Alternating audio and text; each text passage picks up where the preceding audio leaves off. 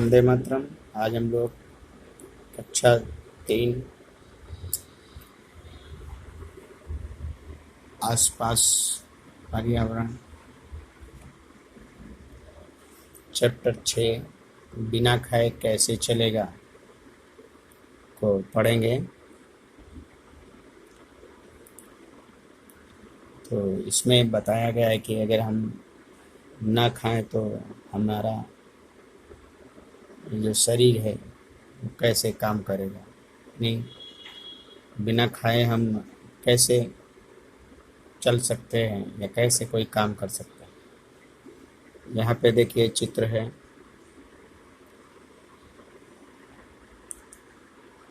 ये जो बच्चे हैं अपने ग्रुप में बैठे हैं और सब अपने अपने खाने की बातें कर रहे हैं। तो चलिए पढ़ते हैं। कल रात मैंने बाजरे की रोटी और गुड़ खाया था। ये लड़का कहता है कि वो कल रात बाजरा और गुड़ खाया था। ये लड़की कहती है कि मैंने दाल और चावल खाया था। ये लड़की कहती है कि मेरे घर तो कल खाना ही नहीं बना था। फिर ये लड़की कहती है कि मेरी माँ ने इडली बनाई थी, मैंने खूब खाई और बहुत स्वादिष्ट थी। ये लड़का कहता है कि मेरी माँ जहाँ काम करती है वहाँ दाबेली लाई थी और हम सब ने मज़े से खाया। उसके बाद ये जो लड़का है कहता है कि मैं अपनी दादी के साथ गुरुद्वारे गया था, वहीं लंगर में हमने दाल रोटी खाई थी। फिर ये लड़की कहती कि माँ ने खीर पूरी बनाई थी जो मुझे अच्छी नहीं लगती, इसलिए मैंने तो चिल्ले खाए थे। मतलब इसमें कह रहे कि मेरी माँ ने तो घर में खीर पूरी बनाई और खीर पूरी मुझे अच्छी नहीं लगती, इसलिए मैंने चिल्ले खाए थे। तो यहाँ पर सभी बच्चे अपने अपने खाने की बातें कर रहे हैं। उनको क्या खाना अच्छा लगता है, क्या नहीं लगता है, उनके घर में कब खाना बना था, नहीं बना था, और वे कहाँ पर जाकर खाना खाए थे, इन सब के बारे में वो लोग आपस में बेहिचक एक दूसरे के साथ चर्चा कर रहे हैं। ठीक है, तो हमें क्या करना है कि सोचिए और लिखिए कल रात आपने क्या क्या खाया।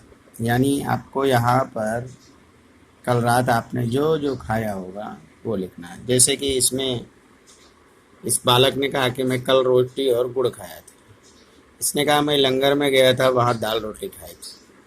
इसने कहा तो मेरे घर में तो कुछ बना ही नहीं था। ये कहती नहीं, मैं तो कल दाल चावल खाई थी।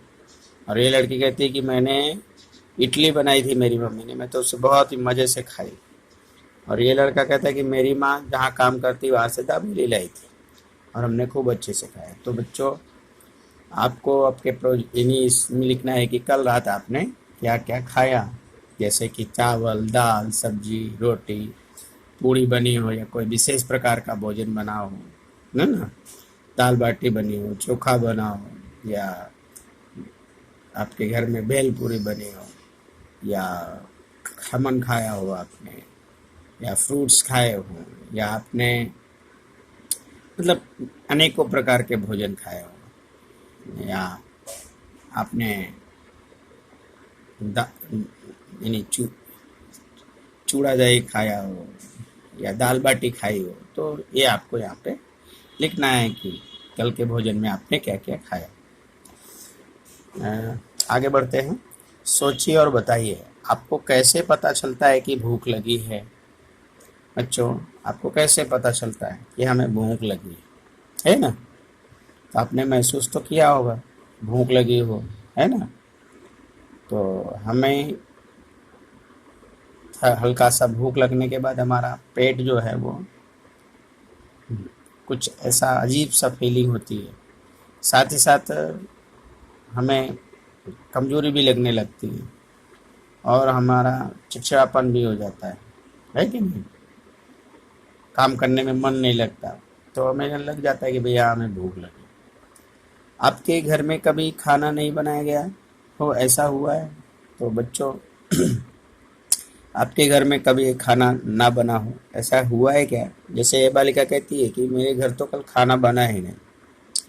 तो आप भी देख यानी सोचिए कि क्या कभी आपके घर में खाना नहीं बना था?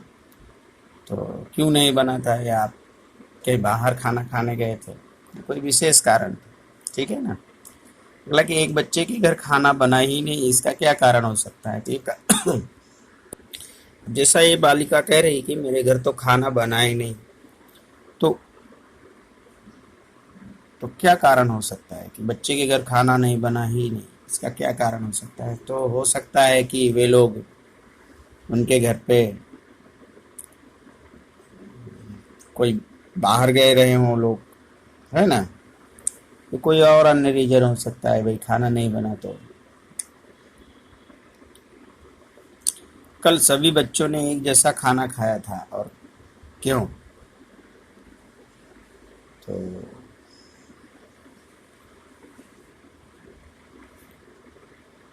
कल सभी बच्चों ने एक जैसा खाना खाया था, तो इसकी क्या वजह हो सकती है? मतलब मान लीजिए आपके सोसाइटी में सभी बच्चे एक जैसे खाना खाए, तो क्या वजह है? तो बच्चों, हो सकता है कि कल उस दिन किसी के घर में त्योहार, मतलब किसी के घर में जो है फंक्शन रहा हो, उत्सव रहा हो, तो सब उत्सव में तो एक जैसा भोजन बनता है, तो सबको एक साथ भोजन मिल गया हो, इस ऐसा वजह हो सकता है।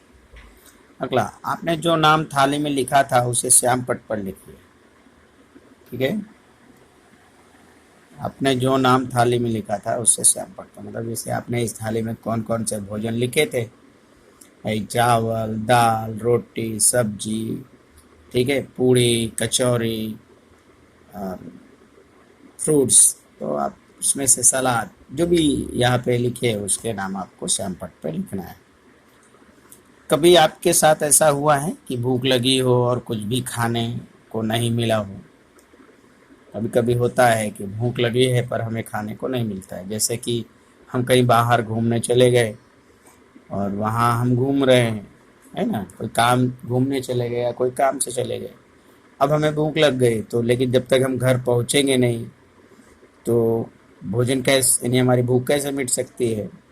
और आपके साथ पैसे भी ना हो तो कुछ खा भी नहीं सकते हैं। तो कभी कभी होता है कि हमें भूख लगती है फिर भी हम जो है खा नहीं सकते। तो क्या कभी बच्चों आपको, आपके साथ ऐसा हुआ है? आपको ये लिखना है, और कुछ भी खाने के लिए क्यों नहीं मिला, इसको भी आपको कमेंट में लिखना है, ठीक है। आपको अपने, मतलब कॉपी में लिखना है, कमेंट में नहीं, कॉपी में लिखिए। बच्चे एक खुले माहौल में अपनी बात बेझिझक कह रहे थे, ये देखिए, जब सभी बच्चे ग्रुप में बैठकर बातें करते हैं और इसी तरह से दूसरों के बारे में हमारी समझ बढ़ती है, यानी हम एक दूसरे की बातें करते हैं एक दूसरे के साथ, तो हमारी समझ बढ़ती है, यानी बात करने का तरीका हमको पता चलता है। तो ये बच्चे जो है, इनसे संबंध बनाना, ऐसा माहौल बनाना जरूरी है जहाँ इनकी बात संवेदनशीलता से सुनी जाए, यानी इसमें कहा जा रहा है कि बच्चों की हमें बातें सुननी चाहिए और उनके साथ अच्छा माहौल बनाना चाहिए। लोग क्या खाते हैं, इस जानकारी के आधार पर विविध खाद्य सामग्री खाने के सामान के प्रति हमारी आदतें और अरुचि दूर होना चाहिए। मतलब अब जैसे ये लड़की को देखो, इसकी माँ ने खीर पूरी बनाई, लेकिन उसे क्या पसंद थी, उसे अच्छी नहीं लगती, इसलिए उसने चिल्ले खाए, मतलब उसने अपनी मनपसंद की चीज़ें खाई।